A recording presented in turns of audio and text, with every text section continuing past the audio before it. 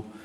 Et à plusieurs reprises, à la fois devant la Commission des finances, mais aussi dans d'autres assemblées, on m'a reproché de répéter de manière quasiment systématique, comme une espèce de vieille antienne, les mêmes propos, les mêmes arguments. Je crois qu'en fait, c'est un compliment qui nous est fait, Monsieur le Président.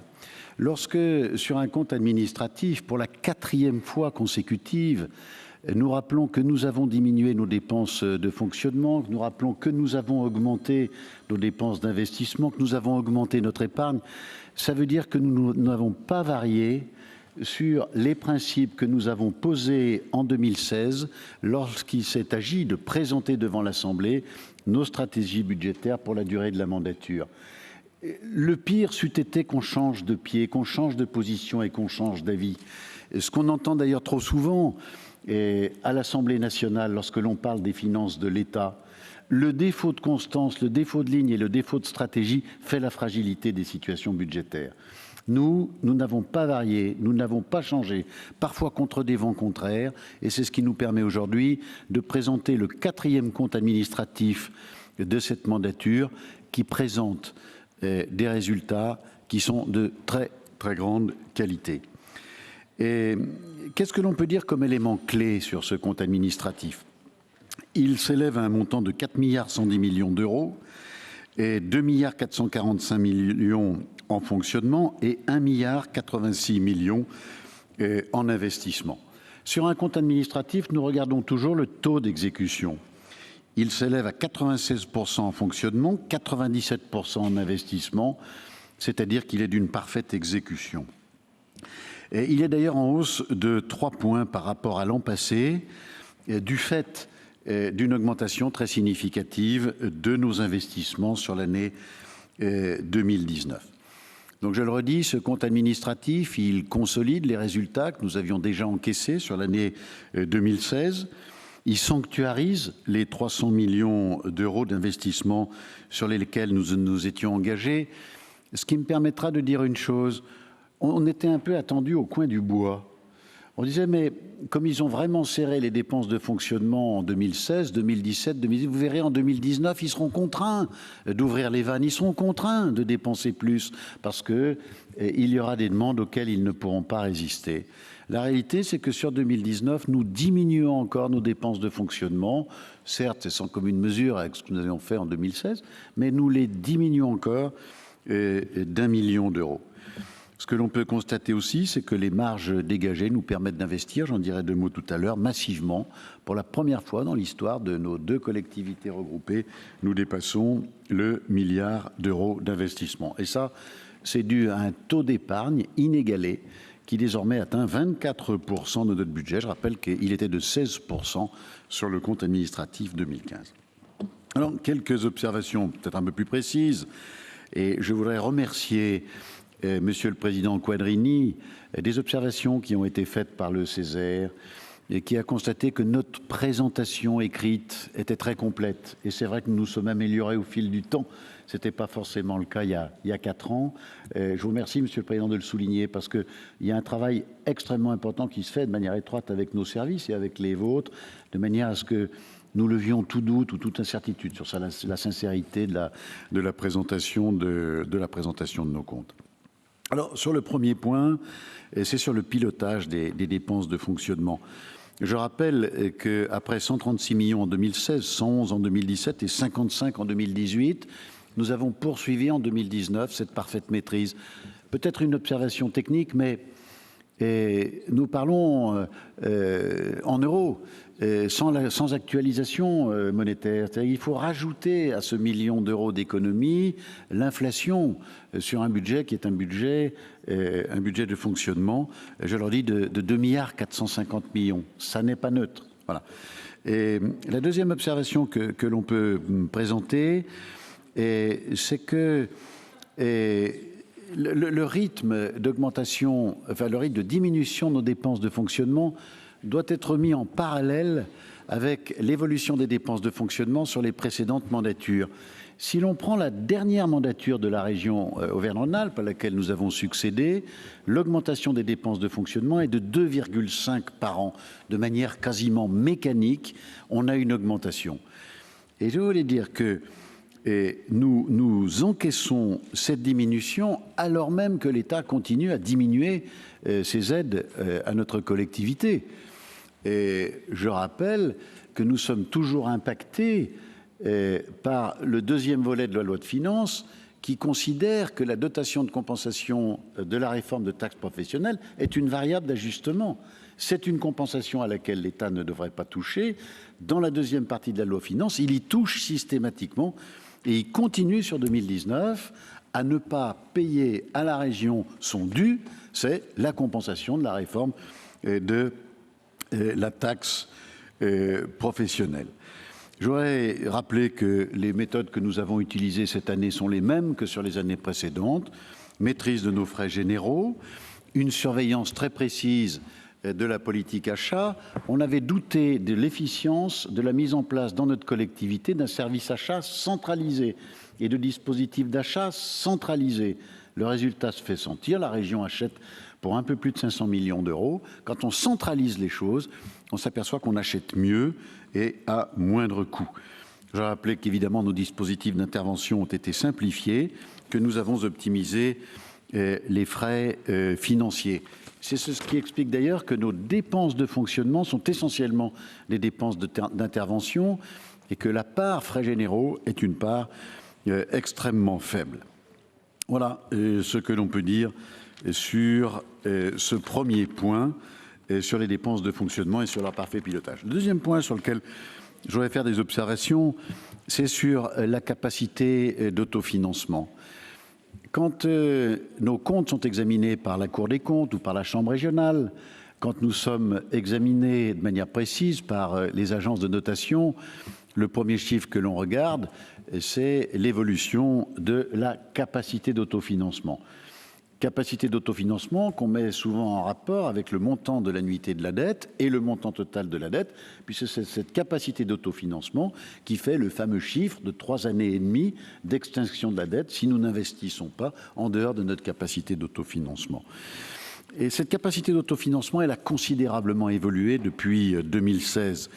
Elle était en 2016 de 16%, elle est passée à 21% en 2017. Elle est passée à 23 en 2018 et nous sommes à 24% en 2019. Désormais, on peut constater qu'elle augmente de 341 millions d'euros. Il y a 300 millions d'économies budgétaires et il y a l'évolution des recettes qui s'y ajoutent et qui font la différence. Elle est aujourd'hui à 341 millions d'euros. Je crois l'avoir dit à plusieurs reprises.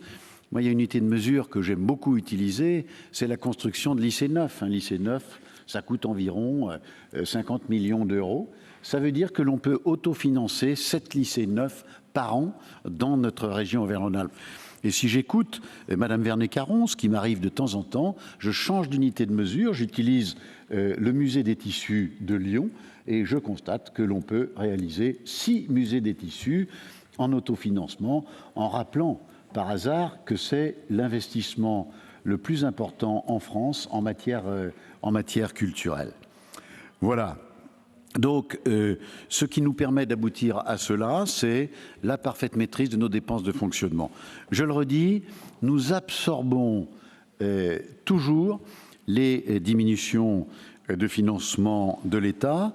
Je rappelle que nous avons diminué la pression fiscale. Certes, on nous dit vous aurez pu faire plus, etc. Mais nous sommes la seule région de France à avoir diminué la pression fiscale sur les cartes grises et sur la TICPE. Malgré cela, nous augmentons notre capacité d'autofinancement et que nous le faisons et nous investissons beaucoup sans emprunt supplémentaire, puisque je le rappelle, sur la durée de la mandature, nous aurons diminué notre dette de 87 millions d'euros. J'en dirai 2 mots tout à l'heure. La troisième observation qu'il faut faire, c'est sur le niveau inédit d'investissement. Pour la première fois dans l'histoire de nos collectivités regroupées Auvergne-Rhône-Alpes, nous dépassons le chiffre du milliard d'euros. Je me souviens, Monsieur le Président, qu'un jour de 2016, quand nous parlions budget, vous aviez annoncé ce chiffre du milliard d'euros comme un objectif à atteindre. Vous aviez généré un scepticisme profond sur tous les bancs de l'Assemblée, de la droite à la gauche, sauf chez nous, bien sûr, puisqu'on nous croyait sur parole. Et tout le monde disait, mais vous n'y arriverez jamais, c'est quasiment impossible, compte tenu des chiffres tels qu'ils sont et tels que nous les constatons. Eh bien, cette année, nous aurons investi sur 2019 1,86 milliard d'euros. C'est un niveau inégalé dans l'histoire de notre région, certes. Il y aura des discussions sur ce que nous avons fait de ce milliard 86, mais je crois qu'on peut tous se satisfaire du principe. Nous avons refait de la région la collectivité d'investissement, sachant qu'aujourd'hui, c'est l'investissement qui sera au rendez-vous pour le plan de relance. Nous le savons désormais, la région pourra être au rendez-vous. C'est une augmentation qui est extrêmement significative. Je ne vais pas détailler ce que nous avons fait dans le domaine des lycées, dans le domaine du ferroviaire. Et le budget et le compte tel qu'il est présenté vous donnent tous les renseignements précis sur ce sujet-là. Un quatrième point, c'est sur celui de la dette. Une collectivité, elle est évidemment jugée sur sa dette, mais surtout sur sa capacité de remboursement. Je l'ai dit, notre capacité d'autofinancement nous laisse à cet égard des perspectives intéressantes. Mais un chiffre me paraît significatif.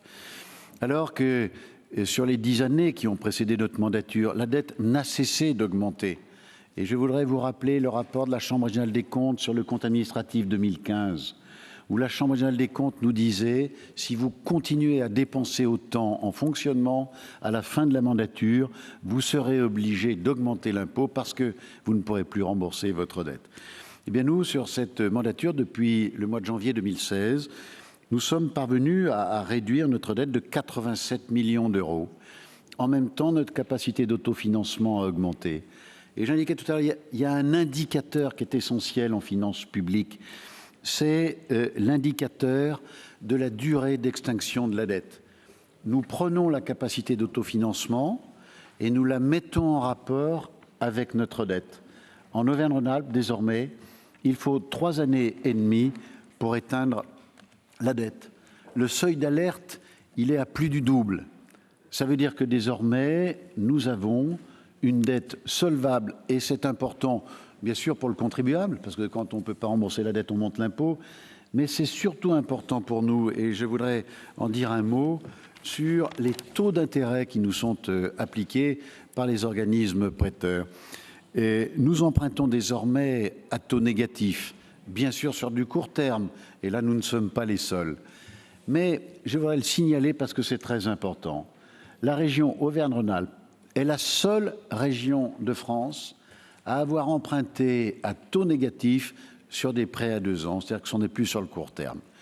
Ça veut dire très clairement qu'aujourd'hui, pour les organismes prêteurs, nous sommes une collectivité extrêmement solide sur le plan financier. Ces conditions de financement inédites, nous les obtenons, je le redis, grâce à nos économies très significatives. Alors je sais qu'il y a souvent un sujet de dispute, et c'est bien dommage parce que ce sont des analyses qui méritent d'être discutées sur tous les bancs de l'Assemblée. C'est la notation que nous avons obtenue de Standard & Poor's. Elle confirme sur 2019 l'amélioration de notre notation. Je rappelle que sous les mandats précédents, la notation de la région était A à moins. Désormais, nous avons une notation AA qui nous a été attribuée en 2016. Et si on prend ce que l'on appelle la qualité de crédit intrinsèque, c'est-à-dire si on ne prend que les finances régionales, en imaginant qu'elles ne sont pas adossées à des finances de l'État. Je rappelle la difficulté sur ces notations, c'est que nous sommes dans un pays très endetté, avec une dette qui évolue mal. Et que demain, s'il y a une difficulté, évidemment, c'est sur les collectivités territoriales que l'État sera tenu de prélever pour équilibrer les comptes. Donc il y a dans les notations un adossement sur les finances régionales et sur les finances de l'État. Mais si nous n'avions pas cet adossement, fictif, certes, si nous ne l'avions pas, nous serions notés A+, dès l'année 2017. Voilà, Monsieur le Président, Mesdames, Messieurs, mes chers collègues, et je pense que sur cet exercice du compte administratif, nous constatons que quand il y a une volonté politique de remettre de l'ordre dans les finances publiques, c'est quelque chose qui est parfaitement faisable. Sous un pays bien curieux, dans lequel on estime que l'endettement, l'augmentation de l'impôt, les déficits, ce sont des fatalités La réalité, c'est quand il y a une volonté politique, on peut inverser ce qui est considéré comme une fatalité. Merci beaucoup, Monsieur Blanc.